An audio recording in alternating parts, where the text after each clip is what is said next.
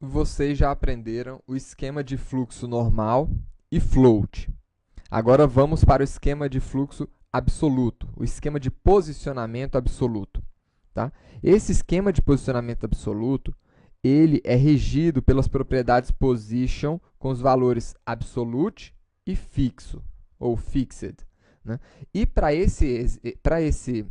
essa aula, nós vamos remover aqui todos esses parágrafos, vamos deixar aqui apenas os títulos H3.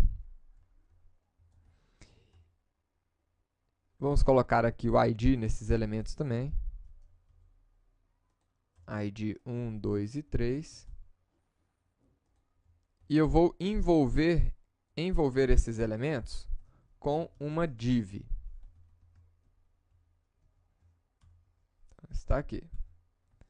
Envolvemos, então, cada um desses elementos com uma div. Né? Nós podemos aqui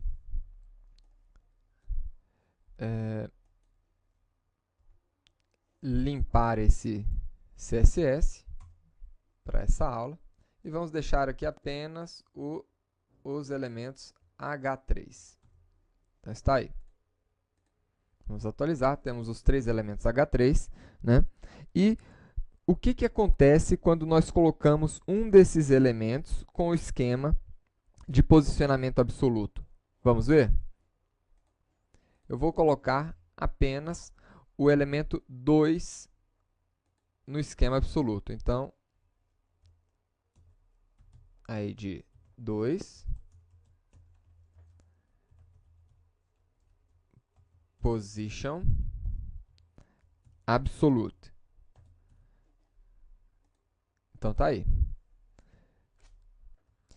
A primeira coisa que ele fez foi liberar o espaço que ele estava ocupando para o próximo elemento ocupar. Então, percebam que o elemento 3, né, o título 3, ele subiu para a posição que estava sendo ocupada pelo título 2, aqui, conhecimento multidisciplinar. E uma outra coisa interessante que apareceu aqui. O elemento 3 e o elemento 1, eles estão ocupando toda a largura aqui do nosso documento. O elemento 2, que está agora com posicionamento absoluto, ele está ocupando só o espaço necessário para o texto dele. Olha, vejam aqui o que está acontecendo com essa borda. Ela ficou bem menor. Isso porque esses dois elementos, tanto 1 como 3, eles ainda estão sendo regidos pelo fluxo normal de apresentação do browser. Enquanto que esse elemento 2, esse título 2, ele já está sendo regido pelo esquema absoluto de posicionamento. Tá certo? Vamos alterar aqui a cor de fundo desse elemento.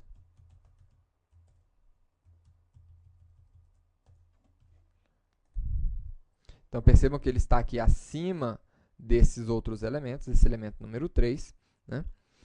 E este posicionamento absoluto, ele funciona junto com outras propriedades, que são as propriedades left.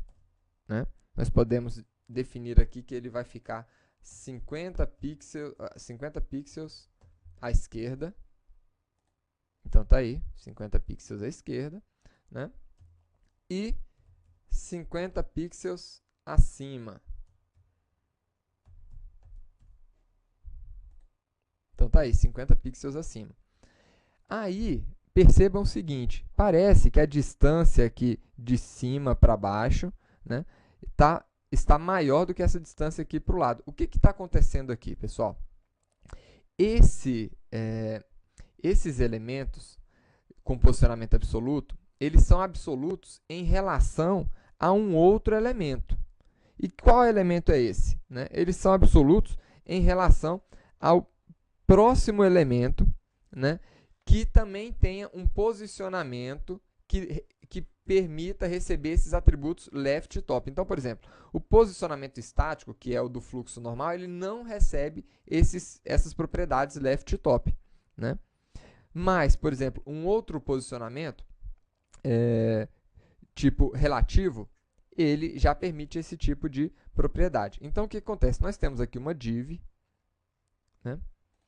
E eu vou colocar aqui uma borda nessa div. Vamos aproveitar aqui essa declaração.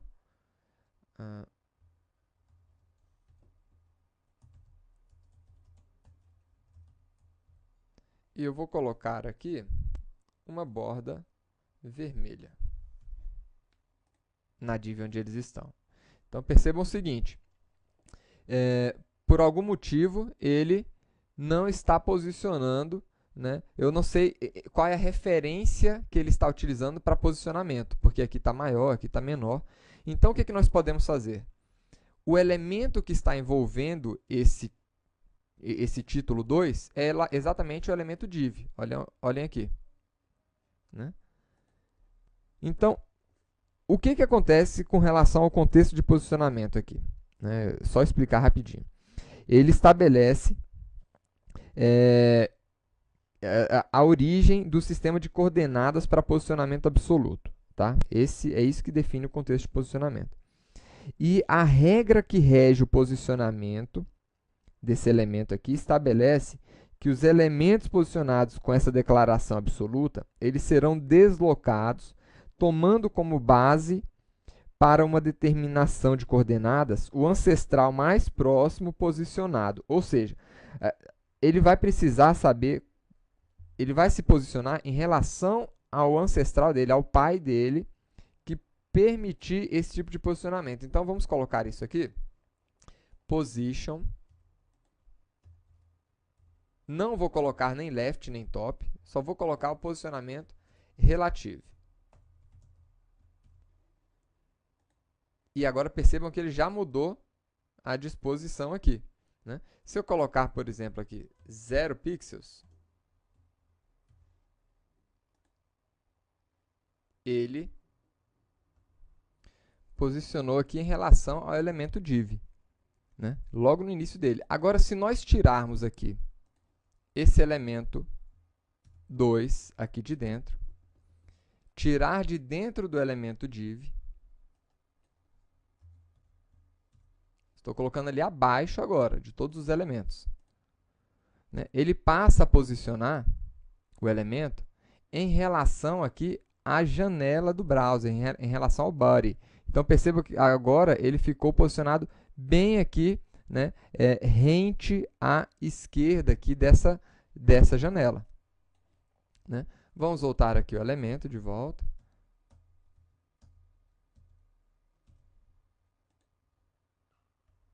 Lembrando ainda que esse posicionamento ele aceita valores negativos. Então, por exemplo, se nós quisermos colocar um valor negativo, é possível aqui também. Tá? Agora, qual é a diferença entre esse valor absoluto, né, e o valor fixed, que nós falamos logo no início? O valor absoluto, ele não corre, né, ele vai mudar, na verdade, se nós tivermos aqui uma barra de rolagem. Por exemplo, vamos colocar essa div aqui com um tamanho aqui de 1000 pixels. Então, ótimo, nós temos uma barra de rolagem, né? Ele acompanha a barra de rolagem, ou seja, esse esquema de posicionamento absoluto, né, ele vai manter aqui a sua localização, né, e vai correr junto com todos os outros elementos da página. Agora, o elemento fixo, ou fixed, ele se comporta quase da mesma forma, então está aqui, praticamente da mesma forma, mas ele não sai dali quando nós estamos correndo, percebam ali, né? Ele não está mudando. Essas são as grandes diferenças entre os dois. Um permanece parado enquanto a gente corre com a barra de rolagem, que é o fixo, e o outro acompanha a rolagem. Na próxima aula, nós vamos ver como funciona o posicionamento em várias camadas, utilizando a propriedade z-index. Até lá, pessoal!